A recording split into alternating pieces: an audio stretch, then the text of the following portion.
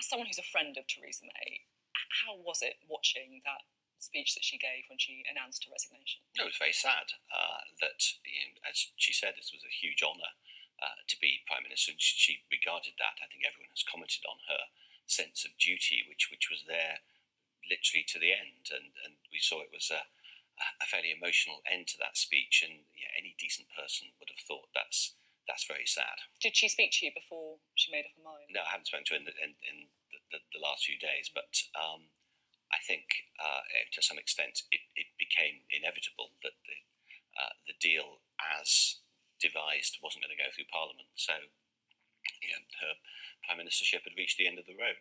How do you think she will be feeling now? I mean, obviously she was saying how it was the honour of her life. She was talking about the things that she felt she'd achieved in office. It felt to me watching it that there was perhaps a tinge of regret that she hadn't had enough opportunity to focus on some of her domestic agenda. I think that's right, and I share that feeling that we all remember the speech she made when she went into Downing Street, the attack on the burning injustices. It felt like a different type of conservatism, one that was reaching out, if you like, beyond the Conservative core vote, beyond the heartlands to the whole country. And that was a very attractive vision. And because Brexit came to dominate everything, she wasn't able to make anything like enough progress on any of those things that she really cared about. She'll be remembered.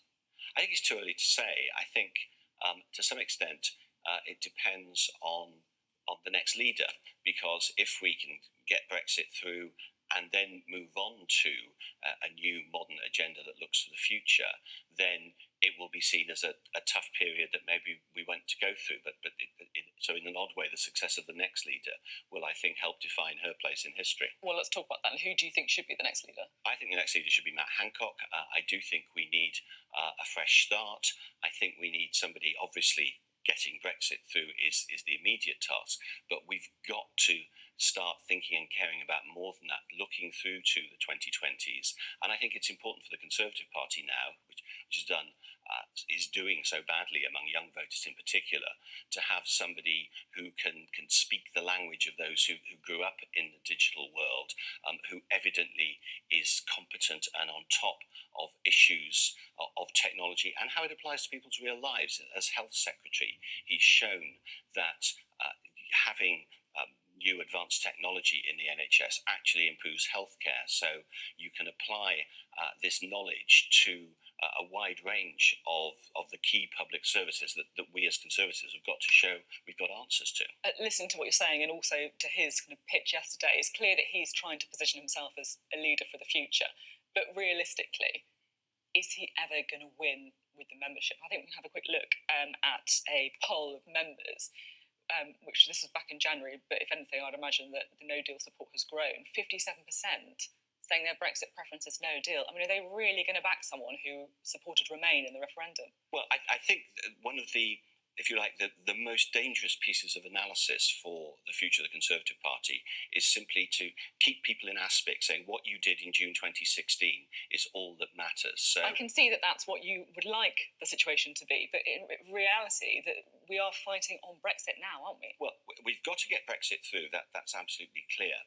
But one of the problem with no deal, as we all know, is that you won't get that through the House of Commons. So if you have people who are promising a no-deal Brexit, then the extreme likelihood is that various people will find ways of stopping it going to the House of Commons, and therefore you will have to go to a general election. And I think the country certainly doesn't want that. The Conservative Party, well, I think, put it this way, there has to be the possibility that we would see Jeremy Corbyn in Downing Street, and clearly no Conservative wants that. So we have to approach the Brexit conundrum in an intelligent way. You've written today in a piece in the Sunday Times, the future survival of the Conservative Party is at risk. A polarising leader would be the final straw. The future survival is at risk. Is that what you think? I feel that very, very strongly. You've seen the figures now that the average age at which people are more likely to vote Conservative than not has gone up to 51. We talk about young voters. We're talking about anyone under the age of 50 here. So it's absolutely key. It's one of the reasons I'm supporting Matt Hancock. That I think the combination of the policy ideas he has and his approach and style to politics can actually expand the Conservative vote in a way that is of supreme importance to the future of the party. The end half of that quote: "A polarising leader will be the final straw."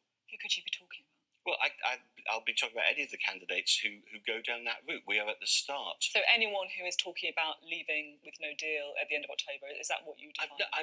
I define as polarising somebody who says that some Conservatives are less good than other Conservatives. One of the other things I say in my article in the Sunday Times is that the Conservative Party is at its best, and the Conservative Party I joined many years ago was a party where Dan Hannan and Dominic Grieve can feel equally at home, because actually we agree on lots of things. We don't agree between ourselves on Brexit. That's why we've got to get out of the European Union. We've got to respect the referendum. It would be much better to do that smoothly with the deal, and then get on to the many other things that people really care about in their daily lives. Okay, I'll stop sort of skirting around it. Are you talking about Boris Johnson? No, I'm not talking about Boris Johnson. I think it's very, very important that, particularly at the phase where we've got many candidates in this election, that we set out the principles. Would he be a good Prime Minister?